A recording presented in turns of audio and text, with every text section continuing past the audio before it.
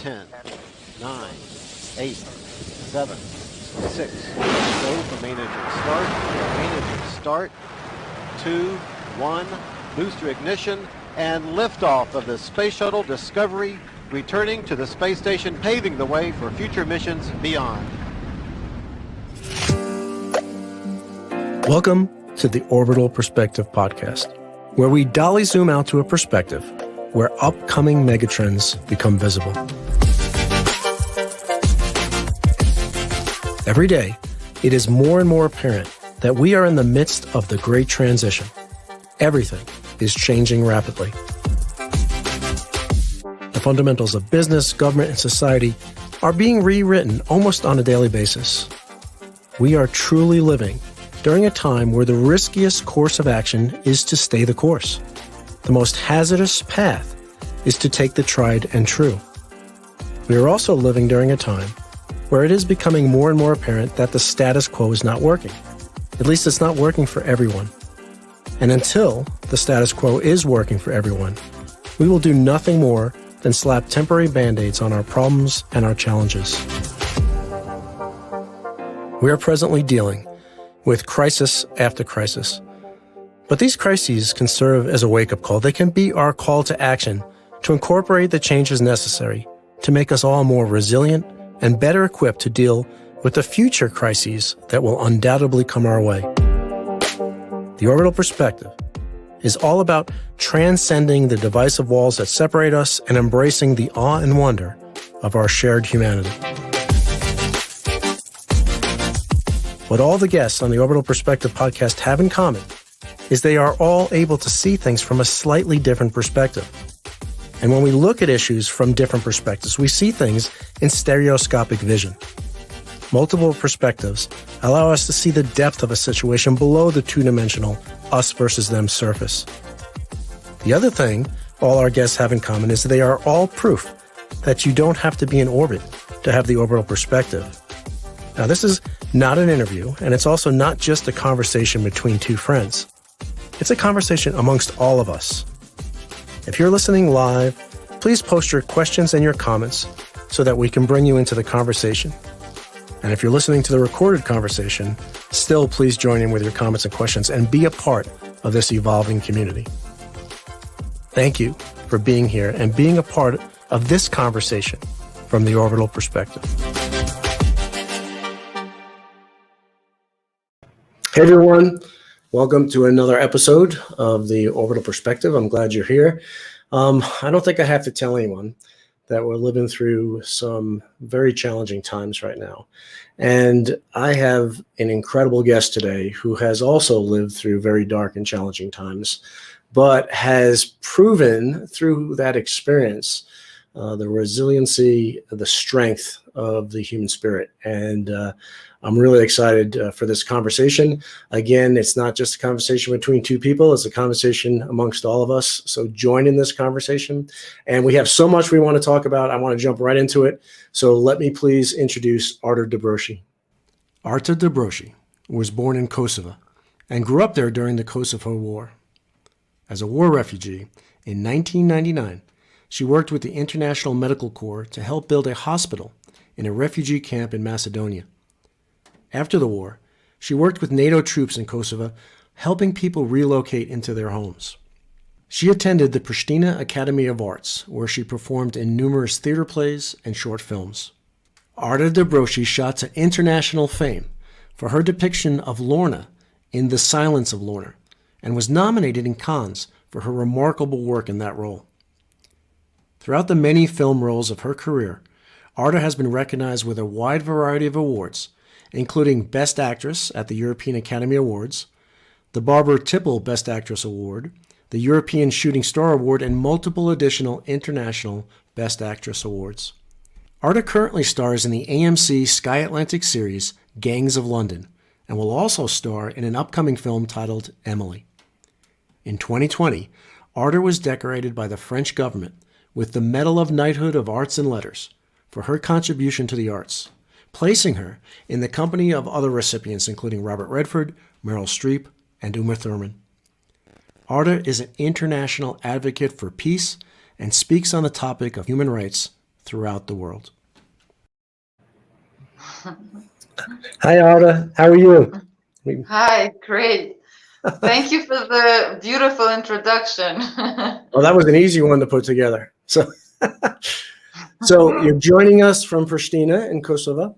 So Yes, welcome. thank you. I'm so happy to be here and to have a conversation. Like you say, it's a conversation amongst all of us and amongst two of us, but also all of us. So I'm really, I feel very joyful that I can be here. Well, I want to start off by saying Happy Independence Day. Today is Independence Day. So Yes, today is Independence Day. It was declared 2008.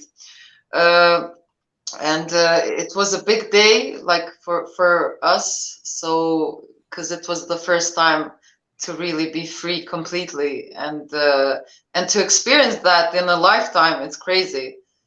yeah. So yeah, it makes you appreciate everything more. Exactly. Well, we're going to get into all of that. Again, this is, as everybody knows, not an interview, so we're just going to have a chat.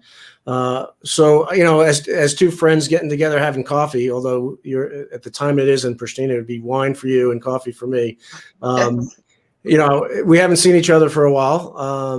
Last time we saw each other in person was probably 2 years ago, I guess. Or a year, certainly before the pandemic, obviously. And your haircut's a little different from the last time I saw you. Yes, well, I I gave birth to my son Angel like 7 months ago, and I always wanted to cut my hair very short, but never had the courage. And after the birth, I just became more maybe courageous, and I was like, I'm just gonna cut my hair. Yeah. So it feels good. It feels very good, like free. Yeah, it looks great. You look cool. Thanks. So let's go back in time a little bit, because one of the things that really struck me about your story is how even in the darkest times you could shine. You could be a light in the world, and it's the growth that occurs in those dark times can be really extraordinary. So if you don't mind sharing, can you take us back to growing up in Pristina during the war, actually before the war and then during the war, and what that was like? Yeah, well, you know, since I remember myself, I remember the war, you know, on and off, on and off. And like you said, the interesting thing about those times, and I think it's also thanks to my family and my parents, how they brought us up, is that no matter how the situation was, they tried to be joyful, so we were more joyful. So we were not talking about the situation so much. So every day, because you had it, like sometimes it was very dangerous to go out in the street and go to school. So we wouldn't go to school for a month or so. And so this is what I applied throughout my life. This feeling of joy, unconditional feeling of joy, of happiness, no matter what, unconditionally. And Right. I know, I mean, it's easy to say, but when you're in the situation, it's, of course, it's hard. But after a while, I guess you practice this feeling, and then you learn that the feeling is the most important thing. At least that's what I learned. And we had like crazy situation. You know, Kosovo was occupied by the Serbian regime for a long time, and I remember going out and protesting for peace peacefully with my family when I was very little, like maybe 12 or 13, and having just a candle in my hand, and then you had the militia around with guns. It just when I speak about it today, it sounds like a movie. When you're living it, you don't see it that way because you're living it. But when now it's over, in 1999 the war was over, so now it all seems surreal that I'm so young and I experienced that, like so. And it, like today the country is free and very positive, like as a whole.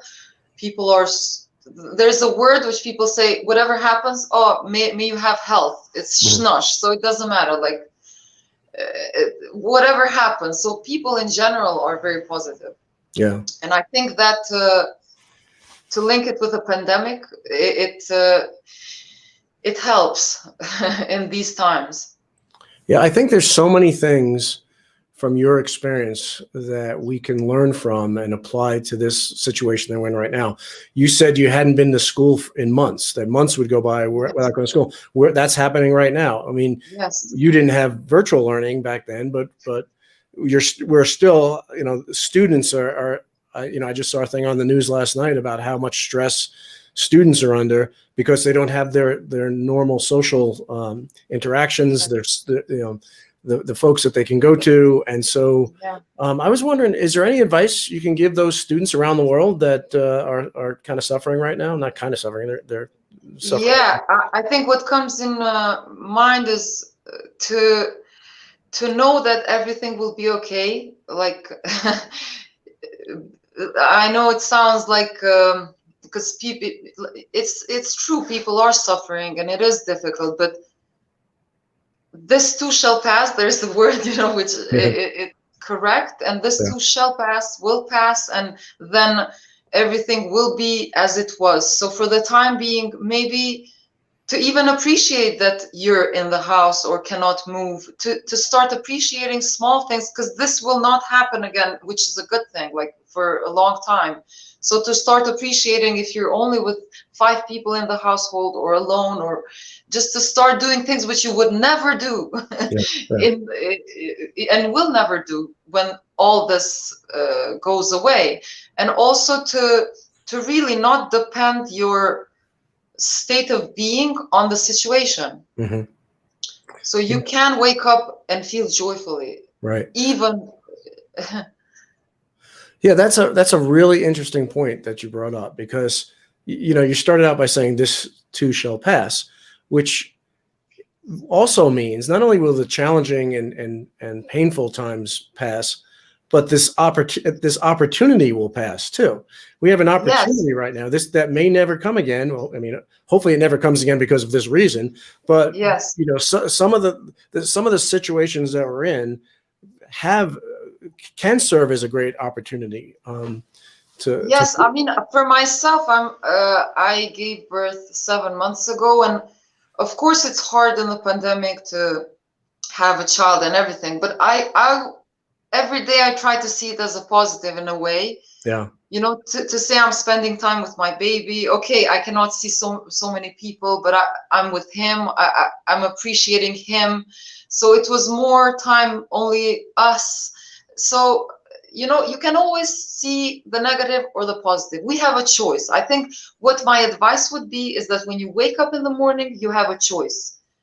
How do you want to feel? And sometimes we feel bad. You just have to feel bad, and then you sleep and wake up, feel better. But we do have a choice on our how we feel. Yeah. And even I'm saying it so I'm so confident about what I'm saying because I lived through war. Exactly. And when you live through war and you have bombs next to your house and then people shooting at you, and still you are managing to have a laugh with your friends or family, then that's why I'm saying it's in such a confident way. Yeah, I mean, you have credibility. You've been there. And so people that are struggling right now and think, well, Arta doesn't know, she doesn't know what I'm going through. That's true. She doesn't, but she's been through a lot. And maybe let's talk about that a little bit. Some of the aftermath and some of the other things that happened. But before we do, I'm going to send out another plead. Is that the right word? Request. We want you as part of this conversation. So join us, give us your questions and comments. But at some point during the war, you were relocated to Macedonia to a refugee camp. Can you walk us through that, how that happened, and what was like in the camp? Life like in the camp? I mean, first I didn't want to leave. I remember it very clearly. It was so dangerous, and I didn't want to leave because my father wanted to stay in Kosovo, and I just said I'm not leaving. But my parents were like convincing me that something like you should leave because something really bad can happen to you. And they kind of forced me to leave. So I left and immediately started working with this international medical corps. And it was... And how old were you then when you left? Say it again? How old were you at the time when you left? I was 18. Okay. And it was just you and your brother, or who? It was me, my two brothers, and my mom. Okay. My dad stayed, and then the rest of the family stayed, and like we went in a car. It's just like in a movie, like a situation which you don't want to be in. And then you leave, you have no money, basically. You just, you're 18, you start working. And the interesting thing is that we started working for the camp, and immediately you get in the, because we were brought up like that, to be positive. Everyone in the camp was very positive. You know, it's crazy, but people were trying to see the good even in the worst situation. And that I think it had a lot to do with us having peace today and overcoming all the hardship. So the camp were like, every day we would receive a lot of people in our hospital. And I'm actually still friends with one of the doctors. She's American. Her name is Lisa Torok, and I saw her last year. I went in Maine to visit her. Amazing. And I was assisting her. She was doing surgeries. So just surreal situations on, but I guess in the hardest of times, you are the most positive. And even people today, when they say, I'm going to help, I'm going to go to a refugee camp and help them, and I say to them, the most important thing is for you to be strong and positive, not to feel sorry about them. Yeah, because you don't need anyone feeling sorry about you at that situation, because you're so strong. Yeah. And there's study after study that shows that practicing gratitude, practicing a positive mindset, practicing altruism helps the body. It boosts the immune system. It makes you more resilient, makes you stronger. So it's definitely good advice. In a lot of ways. And it could be applied in every day, and especially now with the pandemic. I mean, especially now, because like when we did the technical test, when you said taking refuge, even like now we're taking refuge in this pandemic, and it's true. It's the same thing. It's the same thing. You cannot leave your house. I didn't see, like, my auntie for 6 months. I only saw her 2 weeks ago, like with the mask, of course. And still it's hard, but I know that this will pass and everything will be okay. And somehow, when you lived it, it's easier. That's why I can see people here in Kosovo are living it in a more easy way. We're used to not having water, electricity, not leaving the house. People are used to that. Yeah. So it's interesting, the decision making back then with your parents. So basically, they came up with the conclusion that staying in the home is more dangerous than taking the dangerous trip to another country and becoming a refugee. So can you talk about that? I mean, were you part of that decision, or were you just basically told this is what's going to happen? Oh, no, we were, well, not told. They were like, we're leaving. And of course, you could decide. I was 18, but they convinced us that it's better for us to leave. And it was better. Yeah. Because it was, when you see images of trains leaving, it was like when you see Jewish people leaving from Germany. The same images. And it was the same feeling. Now, when I'm speaking, I'm having goosebumps. And of course, I get a bit emotional, because it is still emotional for me what happened. And that's why I think it's, when people say it's good for people who did wrong to apologize and then do that forgiveness, I think that's a good process for each household or country or world in order for you to move on. And so when we left, it was a joint decision. And the interesting thing is that we left, we were in the refugee camp, and then we heard that basically Milosevic, the former leader, gave up. I remember I was in a camp, it was very late, we were hearing the radio as if it's World War II, like that sort of scenery. And then they were like, he gives up. And immediately I think of, how can I go back in Kosovo to see my dad? And I heard that NATO forces were hiring translators So I wrote my name and my brother's name, and they called us. And we didn't even tell our mom, only our little brother. We were like, we're leaving. And we left with forces. And we had this 24-hour in Macedonia. We were hurrying up that we're going to go in Kosovo. And then we didn't go in. And the troops, the British troops, said, this is called hurry up and wait. So in the army. And we hurried up and then waited for 24 hours. And then when we went in, it was still war going on. And so, but when you're living it, it doesn't seem so extreme. It's so interesting how we as humans are made. Right. You can experience like and go through anything and still be strong. So what do you think you brought from those experiences? I mean, I'm sure that those experiences to some extent shaped who you would become. 100%. 100%. Can you speak to that?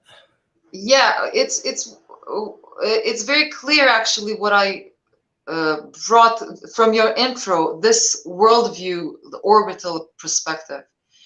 You know, all along while living through the war, we as a country would say and send messages with our energy and resonance to the world saying we're the same. We are the world. We are you. Yeah. We are the same. We are one. We are one. We're living all in the same planet, traveling through space together. Like we're traveling, you and me now are traveling together in a way. We're crewmates. Moving together. Say? We're crewmates on Spaceship Earth. Yeah. So this is what it, and now with the pandemic, I think everyone can see that, how we're all in this together, in the same, and if it happens somewhere far away from you, it doesn't matter that, it doesn't mean that it doesn't affect you. It will affect you. Yeah. So we should care about one another more and feel more empathy and compassion and love. And because I think and I think the world is moving towards that. Exactly. Like you can see with the elections in the States, you can see in the elections in Kosovo now, the world is moving more towards that. People feeling for one another more, helping one another. Like if someone falls, help them. Yeah. Don't be afraid, you know. Yeah. And if they don't look like you, still they are like you. Exactly. You know. It's, so this is what this experience of going through war brought me, and I can bring to the world, is that to really know that. It's good I remembered. I had a small speech in Cannes about refugees, and because I wanted to say how similar we are and we're the same. And I said, because at the end of the day, everyone wants to be joyful and happy in the world. That's the main thing, right? At the end of the day, in the beginning, you want to be happy. So I said, my name is Arta Dobroshi, my nationality is happy, and I live in a city called Earth, because that's how I feel. And maybe in 100 or 200 years, we are gonna feel that more and more. Yeah, I remember that. I remember that speech and how powerful it was. Yeah, and the vision of like you can say a bit about that. Like the division of countries from space. I think for me, I wasn't in space, but it's strange how we divide ourselves. Like I'm from here and you're from there, and we're fighting. I mean, how did that feel for you? Being in space and having that outlook on I mean, I had it easy. I had the undeniable picture. But you know, one of the things that I say over and over and over again, and I believe it with every fiber of my being, is that you don't have to be in orbit to have the orbital perspective, and you are a perfect example of that, of how you lived your life. And yeah, everything that you said about our oneness and how we're all in this together and we're riding through the universe together, all of that is undeniably true, unmistakable from the vantage point of space. It's like, yeah, of course, duh. All that stuff that we fight over and quarrel over and think is so important is ultimate stupidity. I mean, it's the way we treat each other and everything.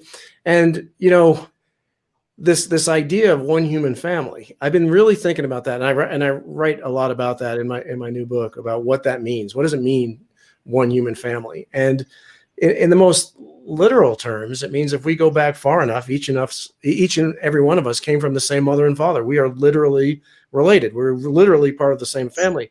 but that unity goes beyond the physicality of DNA. There's an underlying unity beyond that, which we don't normally take into our consideration. That's what you're tapping into. You're tapping into the fact that when we help somebody, when somebody falls and we lift them up, we're not being, really, in the big scheme of things, we're not being any more altruistic than we are to our hand when we pull it back from a hot stove, right? Because we're lifting ourselves up when we do that. We've got a lot of comments, and I want to pop some of them up. This one's from Luke. Incredible to feel such hope from the soul of someone who has survived the most heinous of what our existence may bring, war. And he agrees with me about your credibility, and then goes on to say, thank you, Arta, for your candidness, wisdom, grace, and poise. Truly very, very inspiring. So grateful to be listening. And then we've got another one from Remora. It's difficult. So here's something that we could maybe shift our conversation towards. It's difficult to forgive some of those who represent the other side.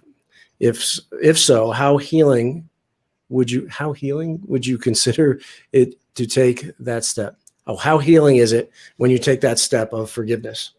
Because I'm sure that there's in every war there's a lot of forgiveness that's required in order for reconciliation, in order to move forward, in order to get beyond the horrors. Because if we don't, we just get into this constant cycle of violence, right? Yes. I guess it's was it Gandhi that said an eye for an eye eventually leads to everybody being blind, or something like that, or yeah. I think forgiveness is also to do with letting go. Yeah. Letting go, because it doesn't mean people will apologize. A country will say I'm sorry, or a person or a friend, but I think it's more a decision, our decision as individuals or as a country or a state, to let go of whatever happened and move on, because then we're lighter. Yeah. Really, you feel lighter, like in any situation when you forgive. Like in Albanian, forgive, it's me fal. Fall is literally to give someone something forever. You're like, here, it's yours forever. I give it to you.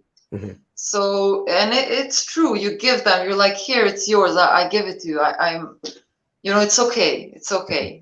And it's healing. It's healing. Yeah, surrender is such a people view the word surrender as a very negative word sometimes, right? Oh yeah. Surrender, and it is an incredibly powerful word, I think, because surrender means giving things up, right? And when you're surrendering things that are harming you, that are holding you, that are weighing you down, that's what's required. And I think that two of the most powerful phrases in the world are, "I was wrong," and "and I forgive you." And neither one of those, I think, is dependent on the other. And so you can forgive somebody even though they don't say I was wrong, or they don't acknowledge they were wrong, because it's not about them. It's about you. It's about how you're. So if you fail to forgive, then you continue to be a victim. When the moment you forgive is the moment you start on the path to no longer be a victim, right? And that doesn't mean you condone what they say, that what they've done or said. It doesn't mean that it's okay. It doesn't mean that you forget about it. But it means that I'm going to apply the lesson that unfortunately taught me, or not unfortunately, but that in reality taught me, and I'm going to move on with my life using that as a strength, and using that as part of it. You're so right. I mean, people could learn from this, and I'm learning also from what you said. And when you said surrender, it made me want to talk about something. Go for it. It inspired me. Go for it. So it's because when you said what advice could you give people going through COVID times now, through the pandemic, it's also so important to make peace with the situation you're in. Yeah. I think when we make peace with where we're at, and we you make just peace, and then you're good with that, no matter what it is. Then things start shifting. Yeah. And I experienced it myself, like through war and through everything else. And you just make peace, and it's okay. Wherever you're at, it's okay. You know, make peace, and then calm down. Don't want to be somewhere else, because it's a tricky situation when you always want to be somewhere else. You know, then we forget this moment. Like, imagine me being now talking to you and wanting to be somewhere else. Yeah. Then I would not appreciate this moment. And appreciating is the richness of life, you know, appreciating, loving, being grateful, all the positive words that I can imagine is life. And I think we notice that when we lose someone, like a dear one, when we lose someone, we see that, oh my God, first it's not the body, because you see the body, but the human being is not there. And you're like, oh my God, it was that exchange between us, the love, that's why we're here. And exactly. I think we can shift any situation in life. I mean, I know some people might say, oh, it's easy to say it, and it's true for me too. I find myself in situations where I cannot change it, you know, and but then the next day I try to change it. Yeah. You know, it's interesting because what you're talking is the true path to being able to get through all this stuff, and not only to get through it, but to thrive and to come out the other end, you know, stronger, more resilient, better able to handle anything else that comes at us. But what we're really, really good at is dwelling on the past of what happened in the past, is worrying excessively about what might happen in the future and denying what's happening now, or refusing to accept what's happening now. So the first step is exactly what you just said, to make peace with right now, because you can't change it. It already is. There's absolutely nothing you can do to change what is. You can change what will happen, and you do that right with what you do with right now. And if you do that from a positive mindset, you're going to have a much better what will happen next. If you do 100%. It from a mindset of denial and resistance and, you know, every other negative emotion you could think of, that's what you're going to manifest. You're going to manifest that in out the other side. And so I couldn't agree with you more on taking that. And manifesting now, I'm going to connect it with what my career and my passion, what I do, and it's a good connection. It's when I was 17 and then 18, you know, I started going to the acting school, and I was always saying, oh, I'm going to work all over the world. I'm going to work, you know, I'm from the world. I'm from Earth. I would say this. And I would say this in a situation where we couldn't leave the country. And of course, some people would say, are you crazy? You know, you cannot sometimes leave the Academy of Arts because it's so dangerous to go on the streets. And you're saying you're going to work all over the world.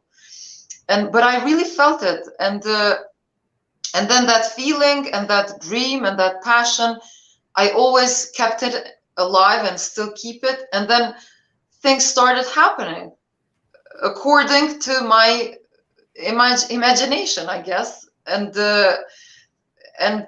I believe in that because I've lived it and I'm still living it. You know, what we dream or feel positively and negatively does, so we do create it, you know. It sounds maybe it sounds strange because we cannot see it, or but I believe in it 100%. I believe in it 100%.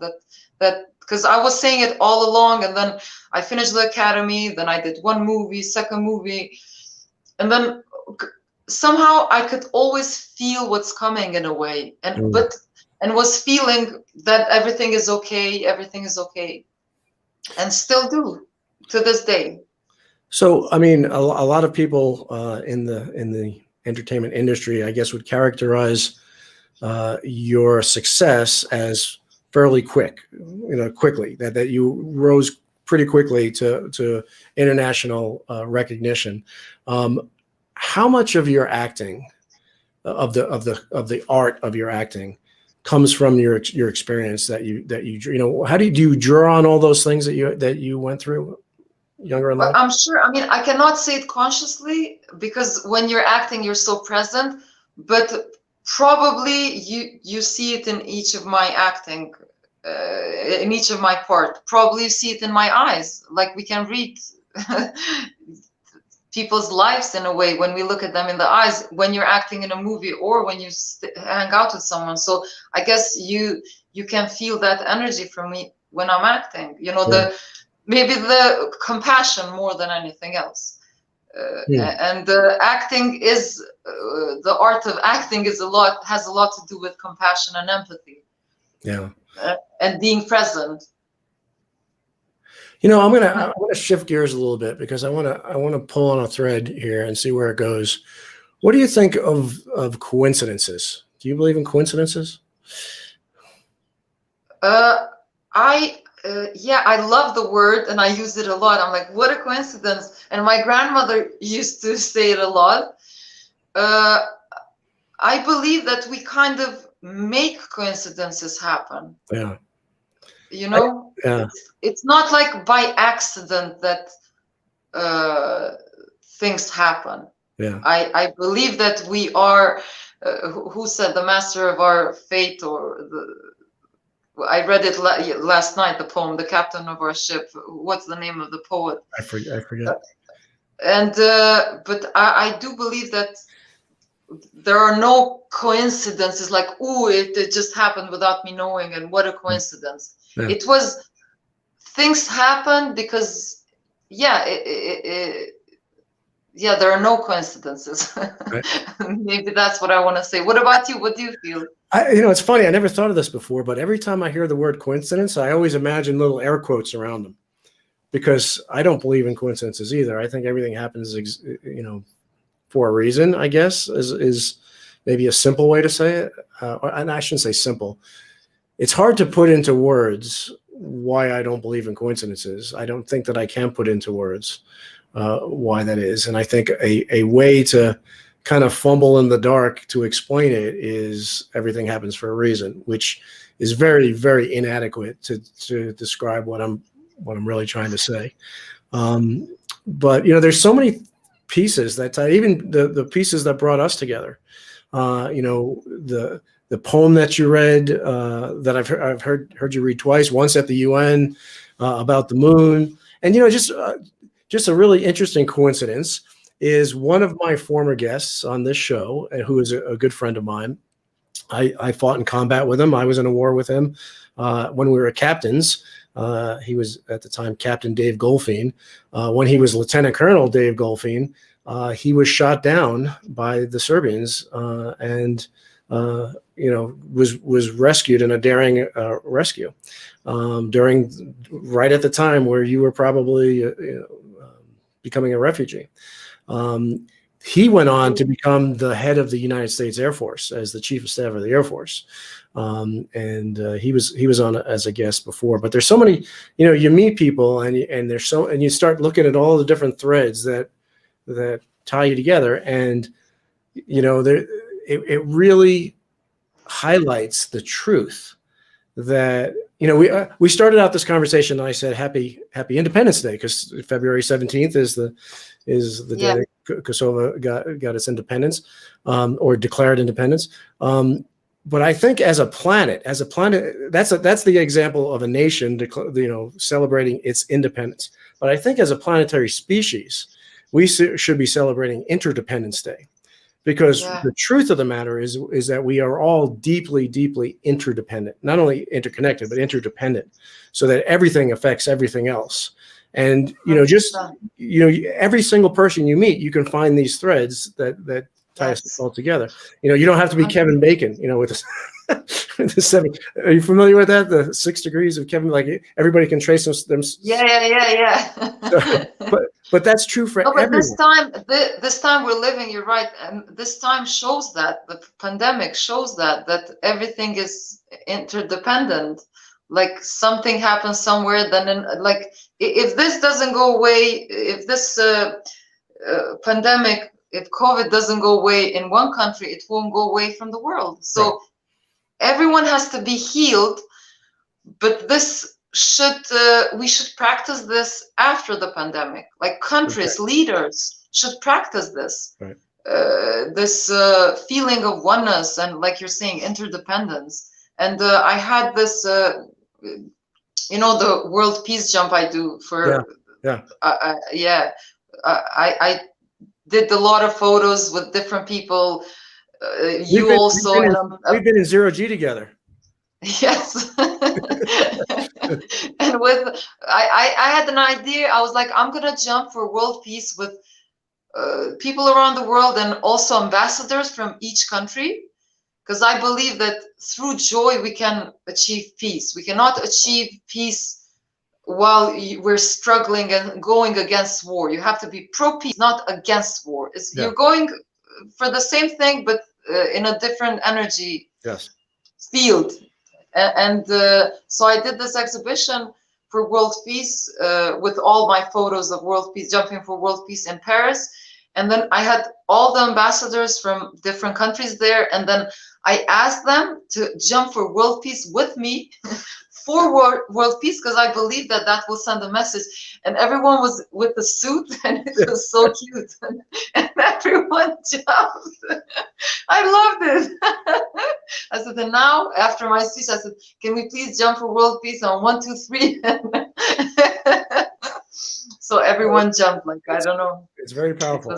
I jumped with you as well as some other great friends of ours. No, I agree 100%. It's much more powerful to be for something than to be against something. And you know, I think it's a manifestation of what I believe the two major motivations of action are. On the one hand, and what you see predominantly through the world right now is fear-based action, is motivation from fear. The other one is motivation from joy and love, or what I like to put into the bucket of what I call, just describe as awe and wonder, right? And so the peace jump that you did is trying to spur motivation, trying to spur action through awe and wonder of just doing something joyous, silly, fun, and trying to. But the difference between those two motivations, I believe, is that fear is really powerful in motivating short-term action and not long-term action. But awe and wonder, joy, peace, all the things that you're doing, that motivates long-term, lasting, enduring action. So Luke, by the way, I think the poem that you were trying to think of is in Viticus from Luke, if that's right. Yeah.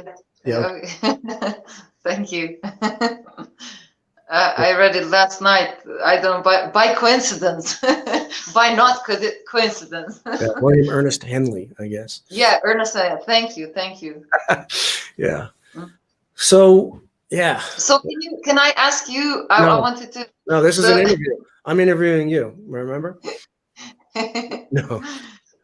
So I always want to know the feeling you had the first time you left Earth. I mean, even speaking, you know, when I'm speaking like this, it just shows how one we are. Like the first time you left Earth, it's like saying the first time you left the States.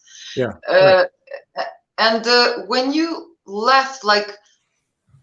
And you were seeing space, like what? I just want to know the feeling, like the first like childish feeling. Yeah. What and looking through the stars and all. What was it which went into your mind?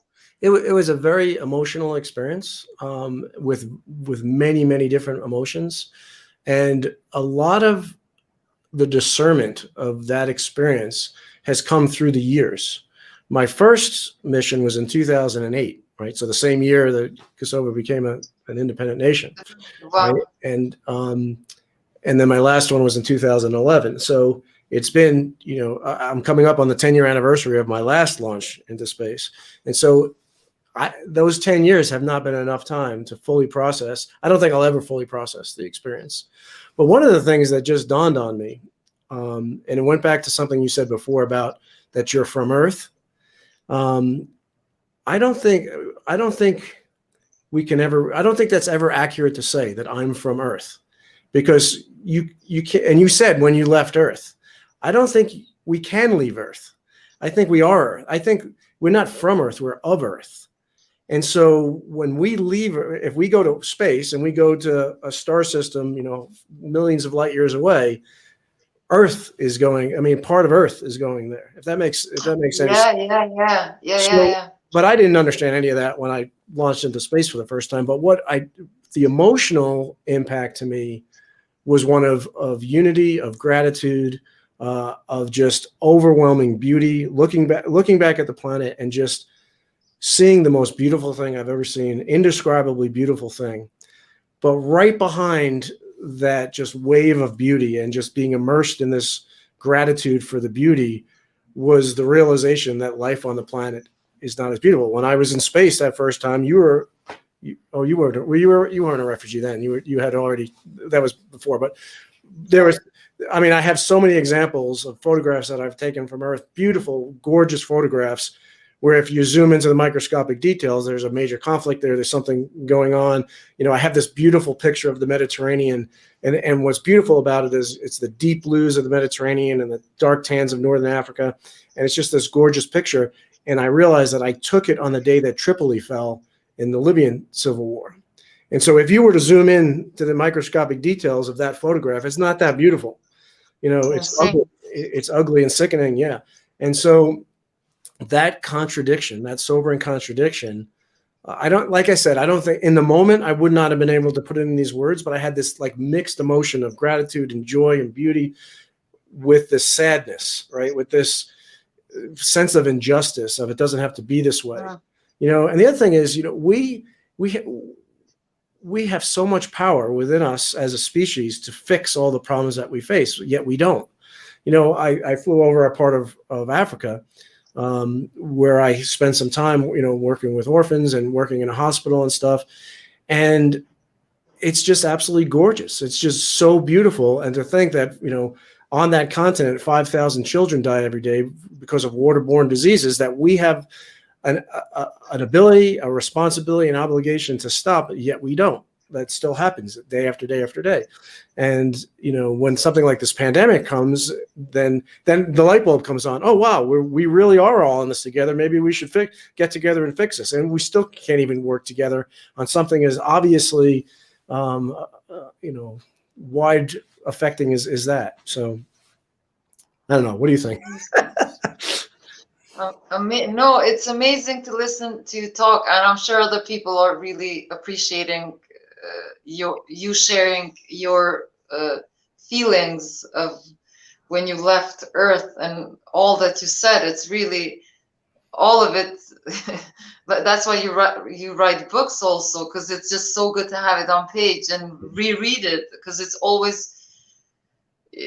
I think it's good to know these things and remind ourselves each day, each morning, to read something nice like this, to remind ourselves that we should appreciate, right after, what reminded me is what you said is right after war. And even now, sometimes I catch myself walking down the street, no matter where I am, if I'm in New York, London, Pristina, Paris, wherever, appreciating walking freely. Because we didn't have that, until 1999, you were walking and in fear, afraid of your life every day. And so you got used to being afraid while walking, and you saw walking as a luxury thing. Like, you couldn't do it every time. And after 1999, all of a sudden you could walk freely everywhere. And I don't think people realize, if they haven't been through war and stuff like that, how amazing it is to walk with no fear. I think you hit the nail on the head with this whole discussion, because that really is the crux of the matter. And what I mean by that is, we, as you describe, we are surrounded constantly by beauty, joy, by miracles, constantly. We have somehow learned how to ignore all that. And, yes. and actually, we've created a society where, in order to function effectively in the society, we have to cordon off all that miraculous beauty.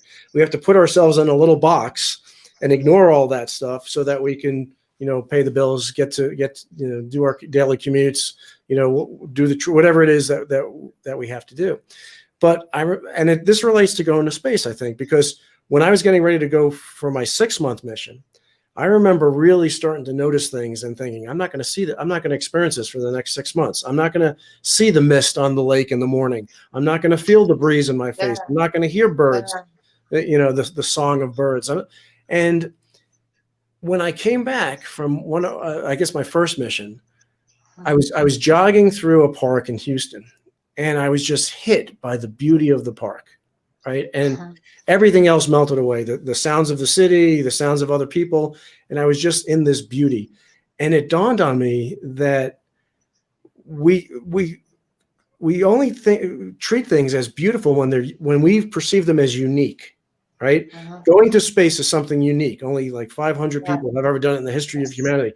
So that view from our planet from space is something that's very unique, and people understand that it's beautiful.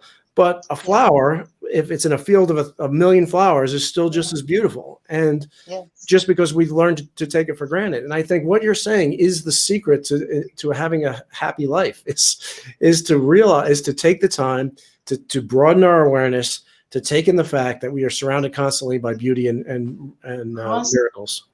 100%. I mean, just the water that we have, tap water, you just turn the water on and you have water.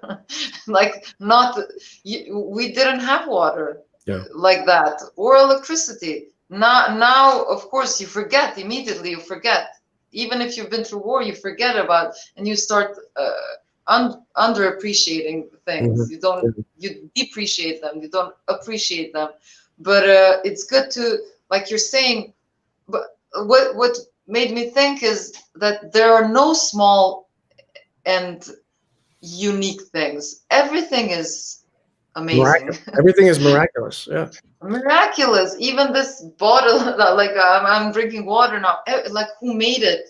Someone thought of it, and then I have the luxury to drink it. And it's just the air we breathe. The walking part was so obvious to me, and it is still, still I have feelings of, oh my God, it's so nice. And I get very emotional when I see, actually, when I'm in Kosovo and I see people in the park, let's say, having fun. I get very emotional because I'm so happy for them. I'm like, oh my God, I'm so happy they can do this now.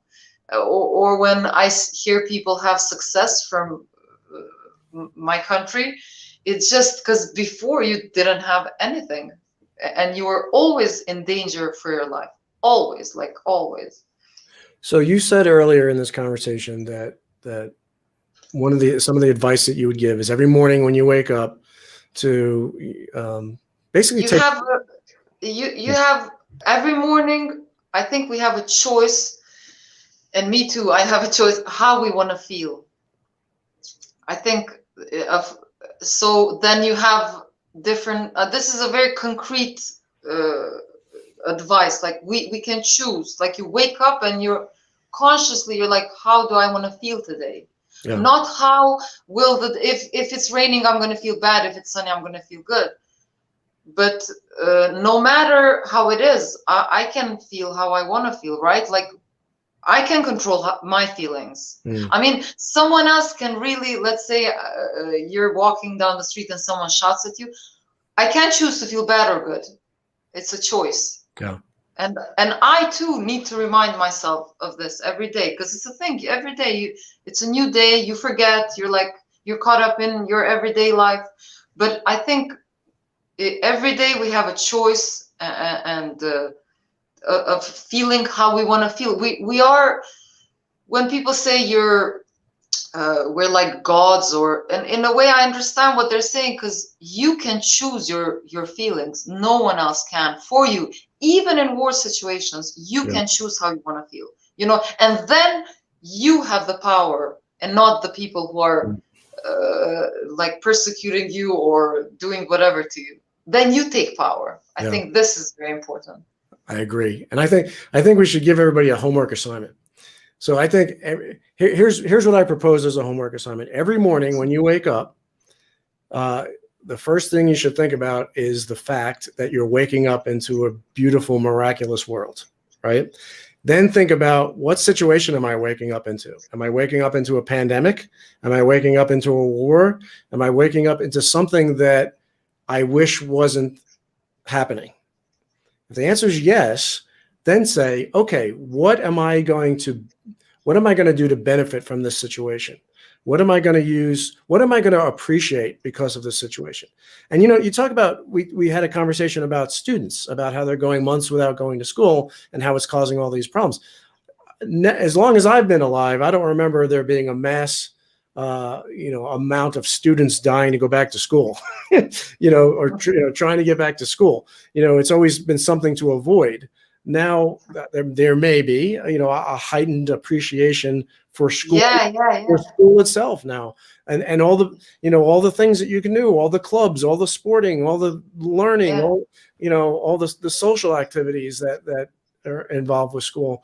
So we can choose to say, okay, I'm not going to school today because of the pandemic or whatever, but I'm going to use that to appreciate school more. I haven't seen my grandmother in 6 months, and I'm going to appreciate my grandmother today and look forward to the time, because I used to take it for granted when we went to grandma's house and saw grandma. It's true. And now I don't take it for granted. So think of all the things that you're no longer going to take for granted. And that's great advice. I mean, that's great. I should take notes also. It's all being recorded. Don't worry about it. So, well, good. But we are getting close to the top of the hour. Last call for questions or comments as we bring this to a close. But let's talk about your present career and what's going on right now. Let's talk about Gangs of London. Very successful. Just got picked up for a second season, I think, right? Yeah. And it's AMC and Sky Atlantic. So it's AMC from the States and Sky Atlantic UK. And we shot it last year, and it was amazing cast and crew. And I just feel so much appreciation on working with people like that, who are professional, who love what they do. It's just, I always say, I always want to work with people who love what they do. It's just so beautiful. So I'm happy to be part of that family and to continue.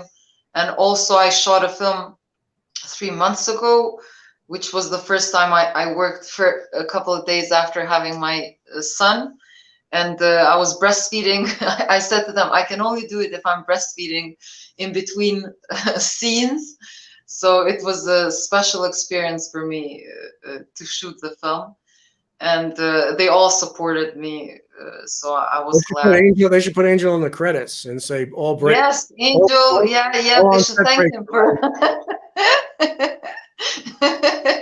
I should let them know. Yeah.